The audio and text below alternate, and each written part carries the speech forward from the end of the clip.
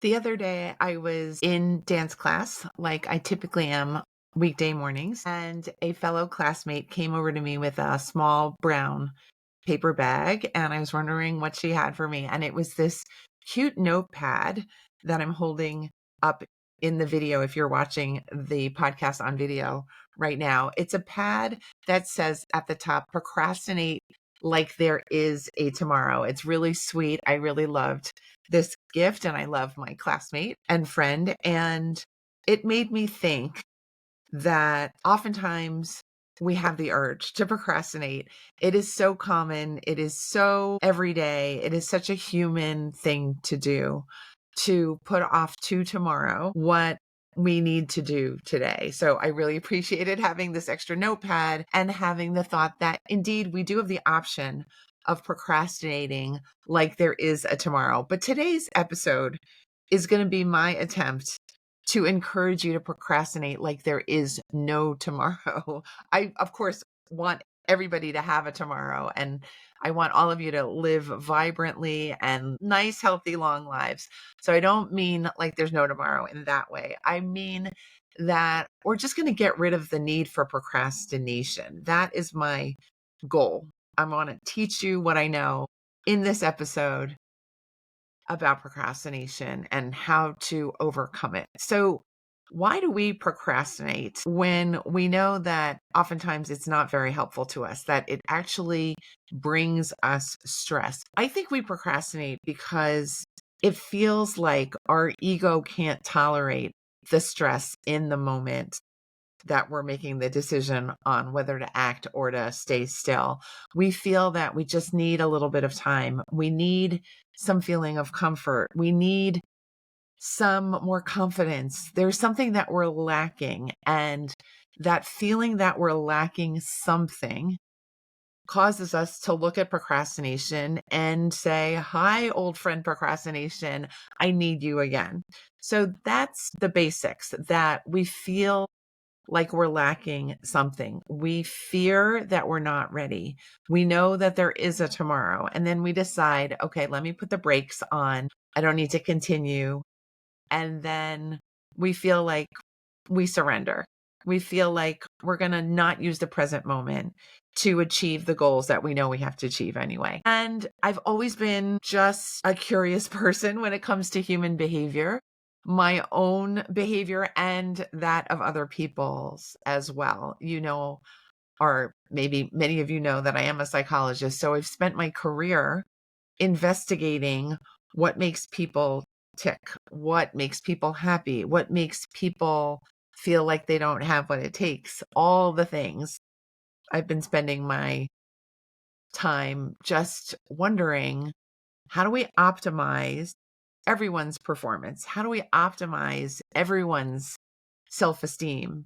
How do we get into situations where we feel like there's no way we can fail, that we're never lacking in such a way that we have to stop ourselves and feel like we're almost paralyzed, and where we never have to feel like we're desperate to procrastinate again. My aim in this episode is to help you to remember that you are always powerful, that you always have more ideas where the originals came from, that there's always an option for you to feel like you're stronger than you think. And I'm going to give you some concrete suggestions for doing just that. But before I give you the suggestions, I want to talk a little bit more about that in between state of feeling like you're lacking in something that you feel is necessary to move forward. And yet you're also desiring the success goal. You want this thing to happen. You want the assignment to be completed. You want dinner to be finished. You want to clean up the clutter in your closet. All these things are your wishes. So why are we holding ourselves back, and sometimes for months, even years, from taking those steps that are necessary to get us to the finish line, to get us to our goals? And I would say sometimes it's not just the fear that we don't have exactly what is needed to get to the success goal. Sometimes the fear runs deeper than that. I think sometimes there is a fear that we are just not enough. And no matter how hard we try, it's going to be a mess. That the fear is so intense, it's so severe, it's so powerful that no matter how educated you are, no matter how much social support you have, no matter how much time you have, the emotional system, your nervous system inside you erects a barrier that says it's not safe to move forward. And I thought I would put words to that event because so often we're experiencing it inside our bodies with our nervous system telling us it's not safe, it's not safe. And yet no one is really putting words to that state that leads to procrastination that we can actually see with our eyes and feel because things are not happening in real time. But I feel like these things start on a cellular level where we don't feel safe, where we feel like we do anything to get ourselves out of this situation, even when it doesn't make sense. So I hope that now that I've put words to this internal state, that maybe you feel a little bit more empowered to take a look at how that works in your own body. Where do you feel nervous? What situations make you feel nervous? Where do you feel it in your body? Is it tension in your shoulders? Is it that you feel like you can't think, you have brain fog? Is it you feel that you need to isolate yourself because you just can't concentrate, where everything feels like it's not cooperating with you? Your own body is not cooperating with you. If that sounds familiar, I want you to know that I've been there. I've been there so many years of my life where I just felt like I couldn't put two thoughts together in a coherent way because I was so afraid of not being good enough, of not having the right words, of running out of time. There was always something that I was thinking of that was more terrifying than focusing could be. So I was always focusing on the terror instead of what I actually needed to pay attention to. So again, I'm hoping this helps you because it feels like a walk down memory lane for me. And the way that I got through that and the way I decided to move away from that kind of strategy was in some ways because I was just sick and tired of not feeling successful.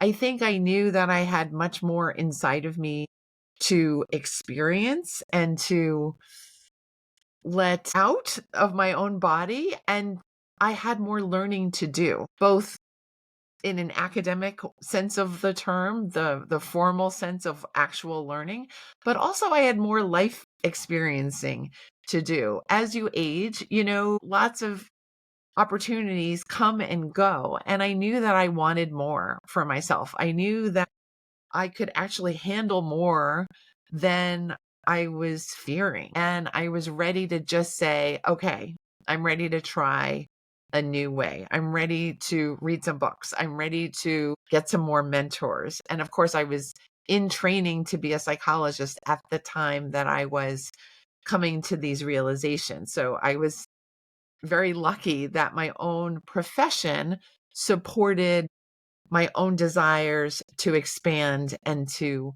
get healthier, I think, in terms of self esteem, self confidence, and actual productivity. So, again, I'm hoping all of this helps you to review where you are in your own journey when it comes to procrastination and productivity. Oftentimes, we're moving on that axis of procrastination and productivity every single day. It's not like I never procrastinate anymore. Sometimes I do. Even with this podcast that we're sharing today, oftentimes it's a little bit difficult for me to say, okay, right now is the time I'm going to record. There is a bit of procrastination in there, but of course, it never really fully gets me because I'm on schedule here. I have committed to being a weekly provider of fresh episodes. I've committed to myself to not let myself down when it comes to being the host of this episode and having my assignment be done in a timely way, in a professional way, as best as I can. And in some ways, it's that tactic of being committed to something that really helps you to have a guard against procrastination. You can have all the fearful thoughts that you want.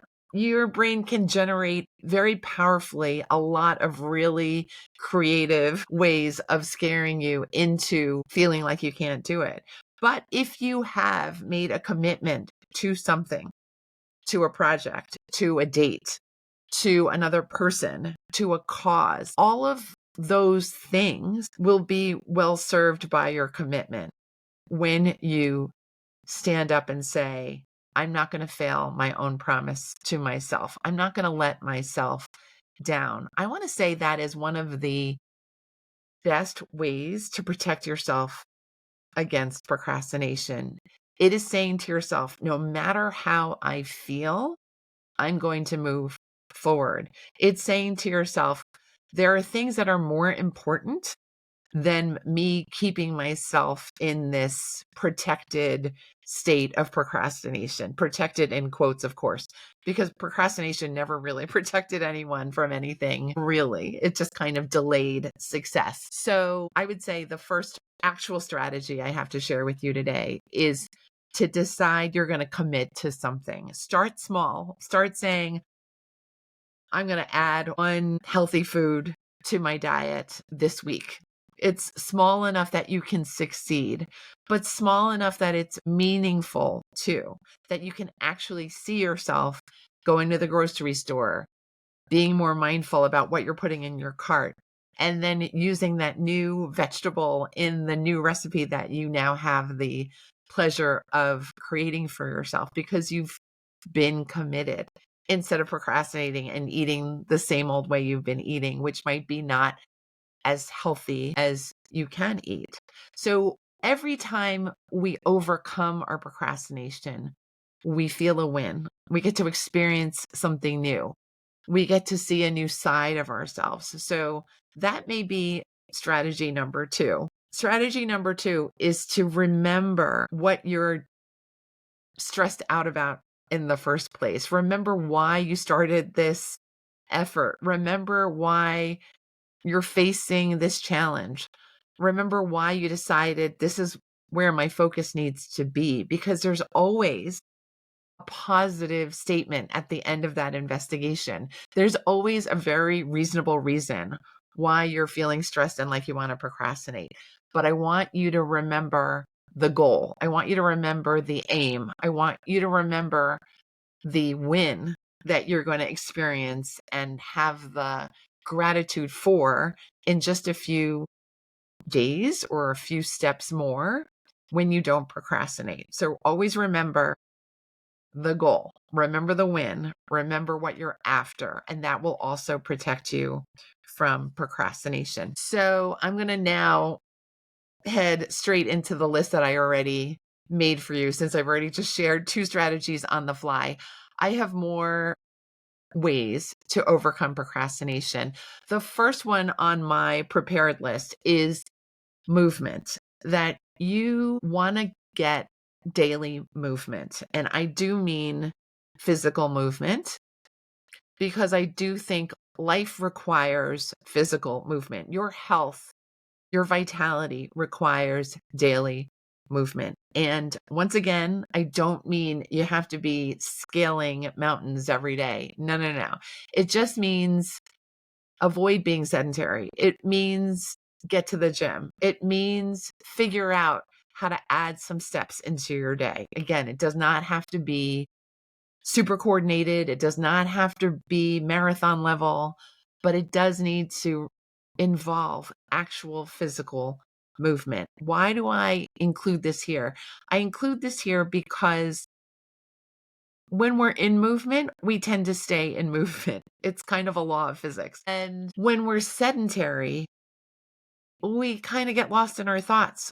We think, I have no place to go. We think, oh, it's comfortable here. Let me turn on Netflix. And we forget we've got places to go. We've got things to accomplish.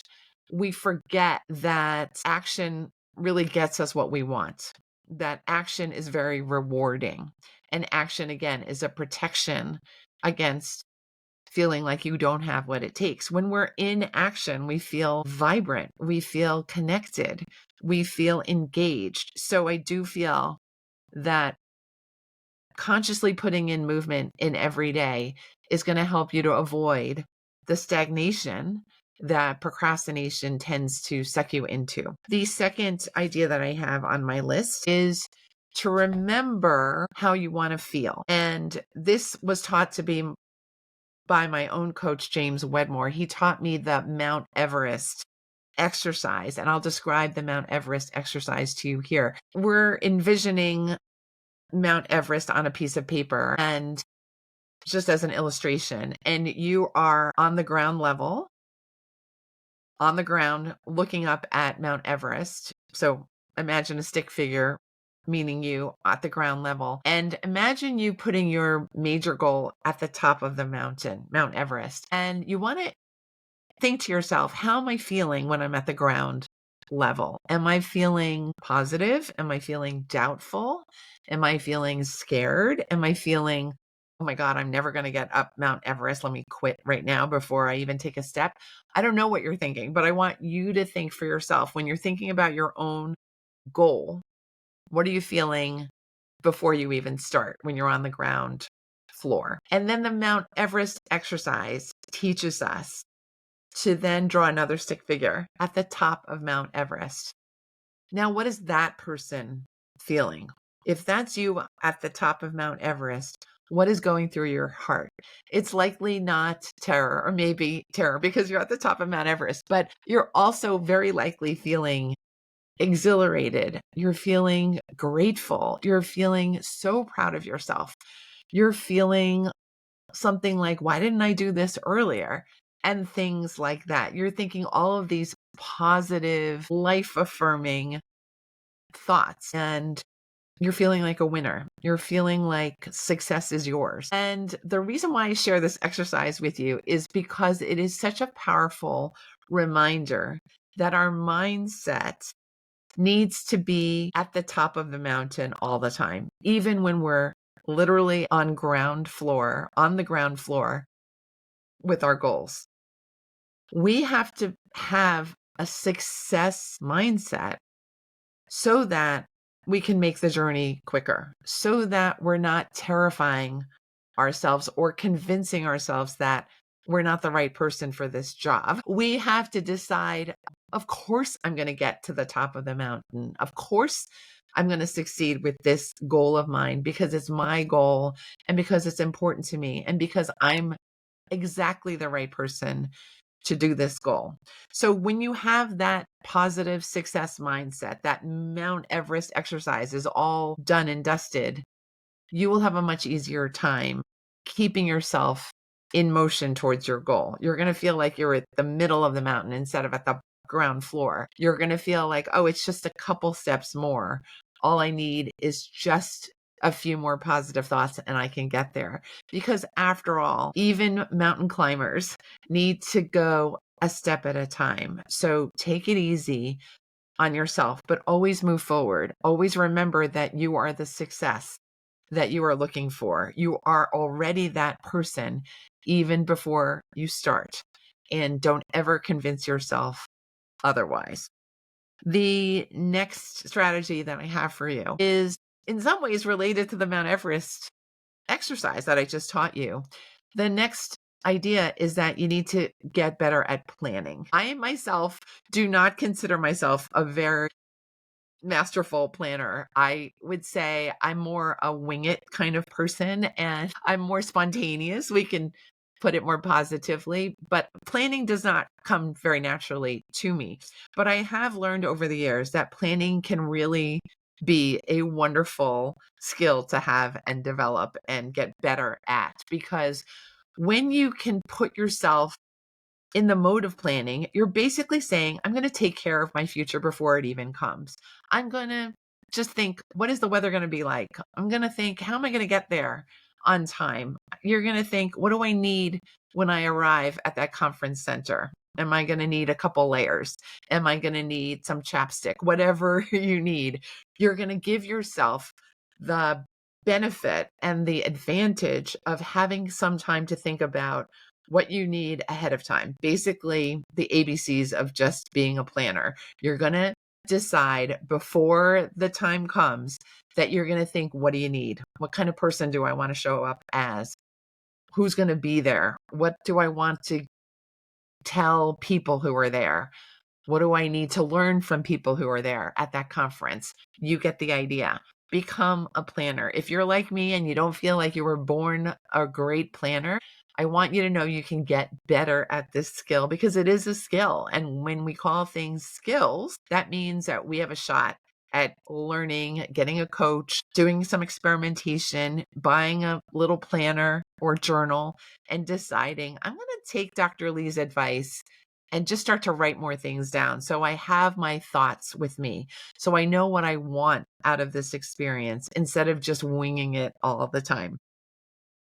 The next strategy that I have for you is something that I try to model on this podcast and elsewhere all the time. And that is thinking positively. When we keep ourselves in this hyper positive mode that I oftentimes am in naturally and through practice, we don't really have so much reason to procrastinate anymore because life is roses and daisies and chrysanthemums and butterflies and fun people and things to learn and surprises and holidays and work days and things that we can turn into positive experiences. Life is one giant opportunity when you allow yourself to see that. And sometimes life can be a pain in the patootie, for sure. We all have days like that. We all have times like that where we're in sadness or stress or grief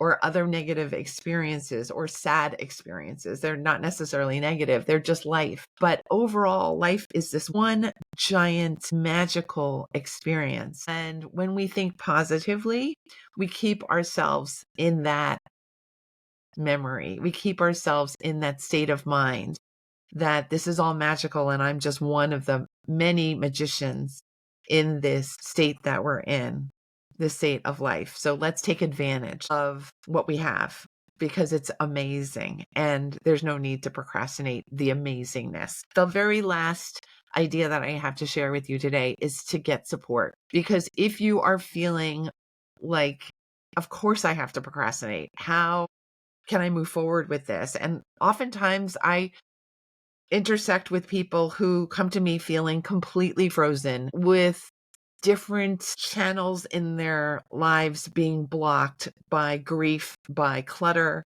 by overwhelm, by lack of self-esteem, by negativity. Of course, we can block ourselves and be blocked by so many things, including external forces that we have no control over. When you feel like there are so many different layers of these blocks or multiple channels in your life are blocked, please, please, please take my advice and get some support. The support really is out there. Please consider me a source of your support. Turn on a podcast episode if you feel like you just don't know where to go next with your behavior or with your plans or with your procrastination, and let yourself let this stress go. Oftentimes we need professional support, a friendly ear, a friendly friend, a dance class, a notepad. Use your tools, use the physical people, the support that you have, use movements, use these strategies that I've shared with you to shift yourself away from procrastination, because that is just one option that you have to use.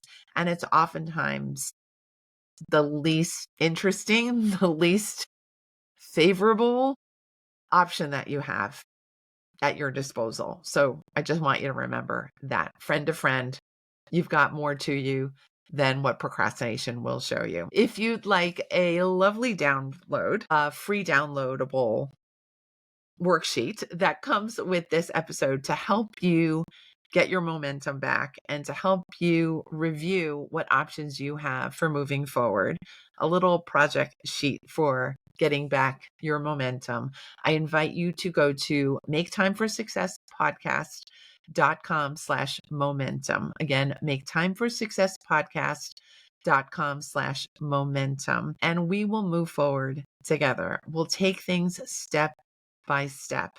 That's basically all that's ever required. Procrastination sometimes is a visitor, but procrastination doesn't have to stay permanently at all. I promise. I promise. I promise. I will see you next week. Thanks so much for being here. Bye.